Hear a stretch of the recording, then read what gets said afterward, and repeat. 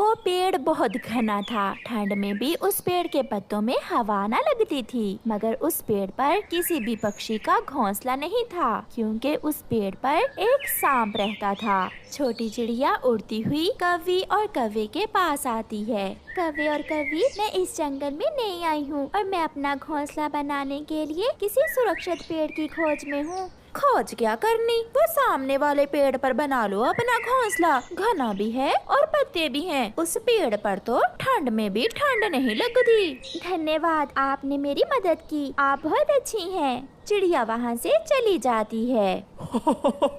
गोरी गोरी, अब खाएगा वो बड़ा सांप छोटी चिड़िया को। उस चिड़िया को क्या मालूम कि मैं जरा भी अच्छी नहीं हूँ। फिर कौवा और कौवी दोनों हंसने लग जाते हैं। चिड़िया घास इकट्ठा करती है, छोटे छोटे तिनके लाती है और अपना घोंसला बनाने का काम शुरू करती है। पेड़ की खोखर में बैठा हुआ सांप भी चिड़िया को देख लेता है। ये तो अकेली है, ना अंडे ना बच्चे। अगर अंडे होते तो क्या ही बात थी। शाम तक चिड़िया भी अपना घोंसला बना लेती है। मैंने घोंसला तो बना लिया, मगर इस पेड़ में तो खोखर है। अगर इसमें कोई सांप हुआ तो वो मेरे अंडों को पी जाएगा। मुझे जाकर देखना होगा। चिड़िया उड़कर पेड़ की खोखर के पास जाती है और डर जाती है।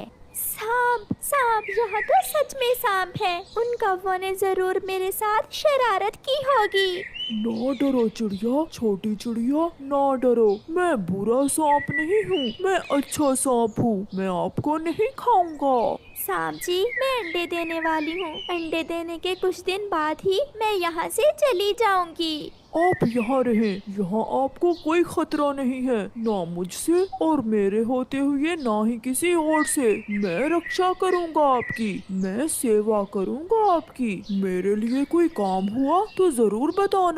आज पहली बार देखा है कि सांप अच्छे भी होते हैं। जैसे इंसान बुरे और अच्छे होते हैं, जैसे चिड़िया बुरी और अच्छी होती हैं, कौवे बुरे और अच्छे होते हैं, ऐसे ही सांप भी बुरे और अच्छे होते हैं। आज से मैं तुम्हारा दोस्त हूँ। फिर चिड़िया वहाँ से उड़कर अपने घोंसले में बैठ जाती है। तुझे मैं नहीं खाऊंगा छोटी चिड़िया, मैं तो तुम्हारे ताजे ताजे अंडे पीऊंगा। हो हो हो हो हो हो हो। दिन गुजरते गए। कभी चिड़िया अपने दोस्त सांप के लिए कोई फल लेकर आती, तो कभी सांप भी अपनी झूठ मूठ की दोस्त के लिए दाना ले आता। कौवा और कौवी ये सब देखकर बहुत हैरान थे कि इतने दिन गुजर गए, मगर अभी तक सांप ने चिड़िया को खाया क्यों नहीं है। एक दिन गोरी कौवी चिड़िया से कहती है, चिड़िया, वो सांप तुमसे क्या बातें करता है? वो तो बहुत खतरनाक है। कभी वो सांप खतरनाक होगा तुम्हारे लिए या फिर दूसरे पक्षियों के लिए? मेरा तो वो दोस्त बन गया है। ये देखो, ये दाना मेरा दोस्त सांप ही लाया है मेरे लिए। अभी वो नदी पर पानी पीने गया है और मैं उसके घर का ख्याल रख रही हूँ। ये सुनकर गोरी कौवी तो हैरान हो जाती है। दोस्ती, एक पक्षी की सांप से कैसे दोस्ती हो सकती है? क्यों नहीं हो सकती? वो सांप तो बहुत अच्छा है, वो मेरा बहुत ख्याल रखता है। तुमने बहुत अच्छा किया जो मुझे इस पेड़ पर घोंसला बनाने का मशवरा दिया। धन्यवाद गोरी बहन। ये सब सुनकर गोरी कौवी वहाँ से चली जाती है। गोरी, क्या कहा चिड़िया ने? कालू जी, मैं तो हैरान हूँ और परेशान भी। उस चिड़िया की तो सांप से दोस्ती हो गई है। ऐसा कैसे हो सकता है भला? इससे तो अच्छा था कि हम ही उस सांप से दोस्ती कर लेते। सब डरते हमसे फिर। वो तो एक अच्छा सांप है, हम तो ऐसे ही डरते रहे उस सांप से। तो क्या है, हम भगा देंगे उस चिड़िया को वहाँ से और हम करेंगे दोस्ती उस सांप से। 3 दिन गुजर जाते हैं और चिड़िया 2 सुंदर सुंदर से अंडे देती है जो सफेद थे। सांप तो अंडे देखकर चिड़िया से भी ज्यादा खुश था। मेरा इंतजार खत्म हुआ। कई सालों के बाद ताजे ताजे अंडे पीऊंगा। मैं पहले पानी पी लूंगा और फिर बाद में अंडे पीऊंगा, ताकि अंडों का स्वाद मेरे मुंह में कई दिन तक रहे। जालिम सांप ऐसे खुद से बातें करता है। मैं अपने अंडों को अकेला छोड़कर कैसे भोजन लेने जाऊं? तुम अकेली नहीं हो दोस्त, मैं बैठ जाता हूँ तुम्हारे अंडों के पास और तुम अपना भोजन ले आओ। हाँ सांप दोस्त, आप तो मेरे दोस्त हो। ऐसे सांप अंडों के पास आकर बैठ जाता है और छोटी चिड़िया अपने भोजन के लिए निकल जाती है। थोड़ी दूर जाकर चिड़िया के दिल में ख्याल आता है, वो सांप है और मैं चिड़िया, कहीं उसे भूख लगी तो वो मेरे अंडे ही ना पी ले। चिड़िया का दिल डर रहा था। डरती हुई चिड़िया रास्ते से ही वापस आ जाती है। अब तक तो चिड़िया दूर निकल गई होगी। मेरी बरसों की इच्छा पूरी होने वाली है। मैं पहले नदी से पानी पी आऊं और फिर चिड़िया के आने से पहले पहले चिड़िया के तीनों अंडे ही पी लूंगा। सांप नदी से पानी पीने चला जाता है। थोड़ी ही देर बाद चिड़िया भी वापस आ जाती है। सांप दोस्त तो यहाँ नहीं है। अगर उसे मेरे अंडों की चिंता होती तो वो कभी मेरे अंडे छोड़कर ना जाता।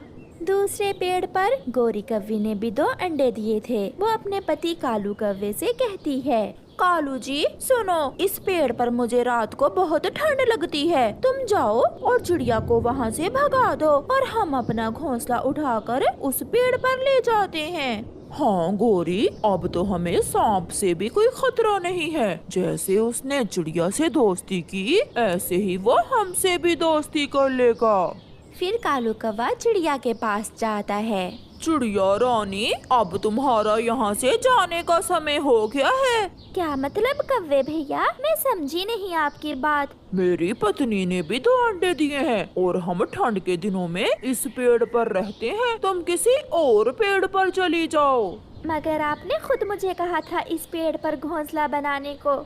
और अब जाने का भी तो मैं खुद ही कह रहा हूँ। चुपचाप यहाँ से चली जाओ। ज्यादा चू चू मुझे पसंद नहीं है। करती भी तो क्या, चिड़िया बेचारी रोते हुए अपना घोंसला उठाकर वहाँ से चल देती है।